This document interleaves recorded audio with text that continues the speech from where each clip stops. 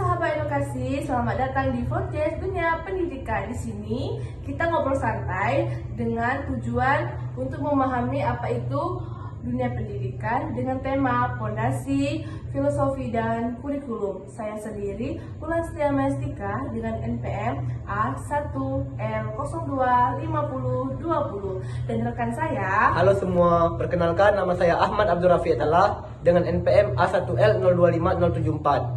Halo semuanya, perkenalkan nama saya Yolanda Putri Dianti dengan NPM A1L025024.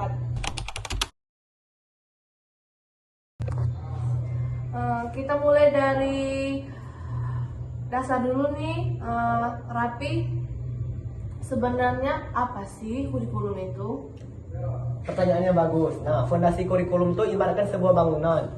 Tanpa bangunan yang kuat, fondasi bisa saja roboh. Sama halnya dengan kurikulum. Tanpa kurikulum yang kuat, kurikulum bisa kehilangan arah dan makna. Secara umum, ada 4 fondasi kurikulum.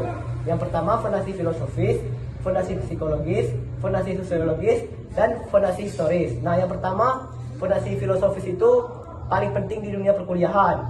Nah, yang kedua, fondasi psikologis sangat penting bagi peran siswa. Contohnya, siswa bisa berfokus kepada pengembangan potensi, minat, dan bakat. Nah, yang ketiga itu fondasi sosiologis sangat penting di layanan masyarakat.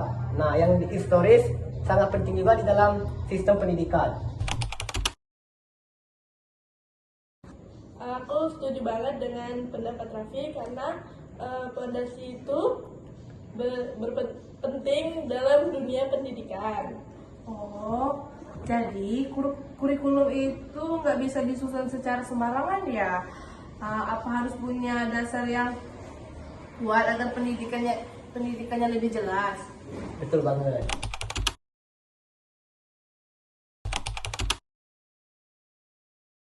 Nah, kita lanjut ke bagian yang lebih dalam, yaitu filosofi kurikulum.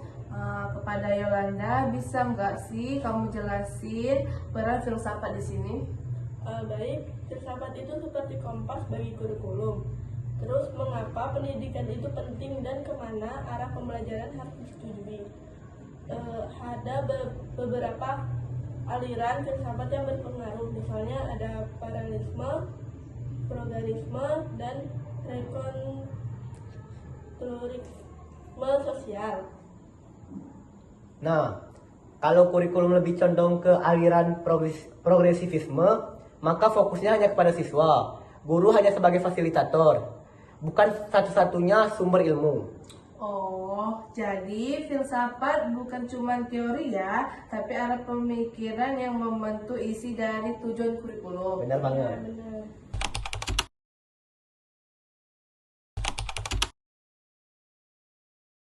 Sekarang kita membahas yang terakhir nih, yaitu tujuan kurikulum. Apa sih tujuan utama dari kurikulum itu sendiri, Raffi?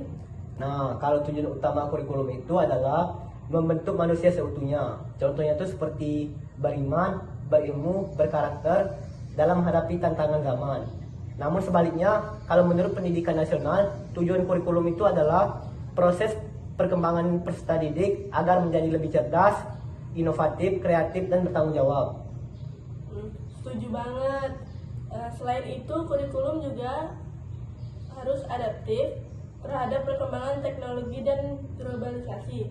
Artinya, siswa perlu dibekali kemampuan abad 21 seperti berpikir kritis, kreatif, kolaboratif, dan komunikatif.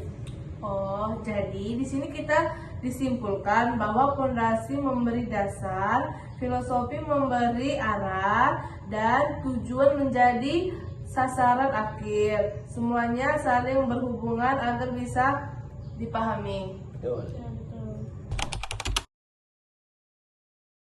Jadi di antara kalian berdua siapa yang bisa menyimpulkan materi kita pada hari ini? Saya. Nah, jadi kesimpulannya tuh fondasi, filosofi, dan tujuan kurikulum itu sangat penting dalam dunia pendidikan, yaitu dengan menentukan arah, isi, dan tujuan pendidikan. Contohnya tuh kayak kita menjelaskan 4 fondasi dan aliran-aliran filosofi. Nah, dan tujuan-tujuan kurikulumnya. Sangat keren. Pembahasan kita hari ini benar-benar membuka wawasan ya. Terima kasih kepada Raffi dan Yolanda atas penjelasan yang sangat keren.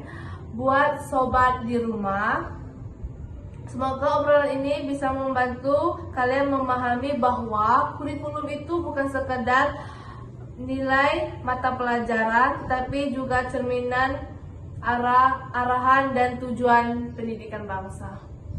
Pendidikan itu jangka panjang. Kalau fondasinya kuat, pasti hasilnya kokoh. Setuju banget. Karena kurikulum yang baik adalah kurikulum yang relevan yang ada di kehidupan masyarakat. Betul banget. Sampai berjumpa di episode selanjutnya. Saya Mulan Mestika dan rekan saya Ahmad Abdul Rafi Atala. Saya Yolanda Putri Dianti. Sampai jumpa di episode selanjutnya. Bye.